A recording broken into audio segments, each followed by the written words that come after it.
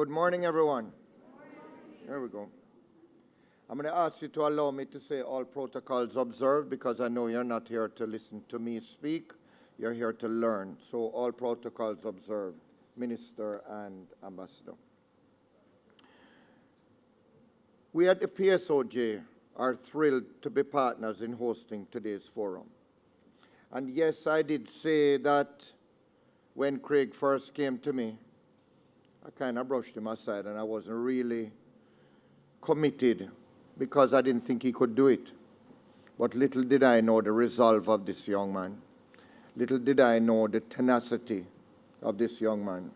And today we're standing here and I could not be more proud, and you as his parents should be very proud of him.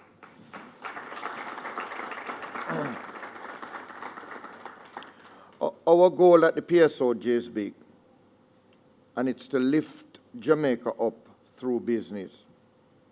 Today, we eye a new opportunity, and that is the untapped potential of Latin America. So why this topic, and why now? In the past, the limits of our local market have restricted the scale of our ambitions. According to the World Bank in 2022, Jamaica's export of goods and services totaled a modest $5 million US. Let me be frank, ladies and gentlemen, that's not good enough. Let's delve into specifics. Jamaica's trade relationship with Latin American countries involves both exports and imports. We primarily export products like alumina, bauxite, chemicals, beverages, and agricultural goods. On the import side, we import petroleum, machinery, food products, and manufactured goods. Now, ladies and gentlemen, our underperformance when compared to our regional neighbors is particularly glaring when observed over a 10-year period. This is a gap we need to close, and we need to close it fast. So why look towards Latin America? Because it is an expansive terrain of potential that we can no longer afford to ignore for several reasons. First off, we're talking about over 600 million people calling Latin America home, fueling a GDP that exceeds $5 trillion. This is not just an audience, it is a symphony of possibilities. From the Argentinian pampas to the mountains of Peru, Latin America is not a monolith, it is a spectrum of cultures, languages, and yes, purchasing habits. Our music, our cuisine, our clothing, our technology, they can all find homes across the diverse landscape. Now consider the ever-growing Latin American middle class. We are not just exporting products, ladies and gentlemen. We're exporting lifestyles, aspirations, and dreams. As this middle class expands, so does its appetite for higher quality goods and services, from farm-to-table organic foods to luxury vacations. I believe, ladies and gentlemen, that we not only have the capacity in this room, and for those joining us online, to meet those demands, but to far exceed them. And we haven't even touched logistics yet, which, Minister, I know is near and dear to your heart. Latin America is our neighbor, just a short hop over the Caribbean Sea, and you can land in multiple capitals, bustling with commercial potential.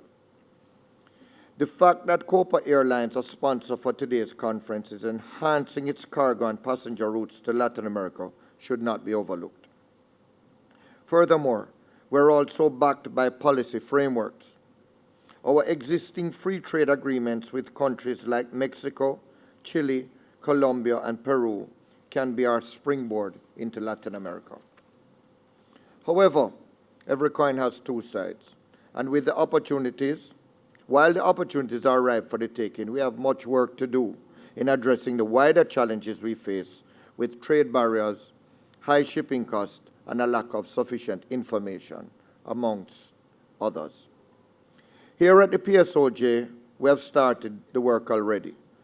We have started by bridging the waters, we have bridged the waters by setting up a memorandum of understanding with CONEP, the PSOJ's private sector counterpart in the Dominican Republic, and that has paved the way for easier market entry, and that is mainly due to the work of Ambassador Angie Martinez. Similarly, our work with organizations such as the Jamaica Chamber of Commerce in the DOMREP is making sure we're not just participants, but we're also competitors in sectors like food processing, tourism, and manufacturing. And what's the good news? We're not alone in this mission. The Caribbean Export Development Agency in a 2022 article states that it is working to increase the value of Caribbean exports to Latin America to US $1 billion by 2025. Folks, we don't have a lot of time. And I'm especially heartened by the initiatives that were cited to achieve this goal, which also aligns with the work being done by the PSOJ. And they include, but are not limited to, providing market intelligence and business matchmaking services to Caribbean businesses, facilitating trade missions and exhibitions, advocating for the development of trade agreements and protocols, promoting Caribbean products and services in Latin America. Additionally, one of the instruments in our toolkit is a special economic zone. With tax breaks, simplified regulations, state-of-the-art infrastructure, and a focus on investment, SEZs like the Caribbean Industrial Park, the Kingston Free Zone, and the Cayman Special Economic Zone, which is to come, are becoming catalysts for export-oriented growth, especially in Latin America. As we wind down, let us not forget the future. Digital and sustainable products and services are not just trends, they are the future. I think Craig spoke to that. With the digital economy booming, we could position ourselves as a Silicon Valley of the Caribbean. Ladies and gentlemen, we are standing at an inflection point, at the crossroads between moderate success and exponential growth. The Latin American market is not just a business decision, it's a strategic imperative. Let us be brave, let us be audacious, let us venture where the growth prospects beckon. Thank you for your attention this morning.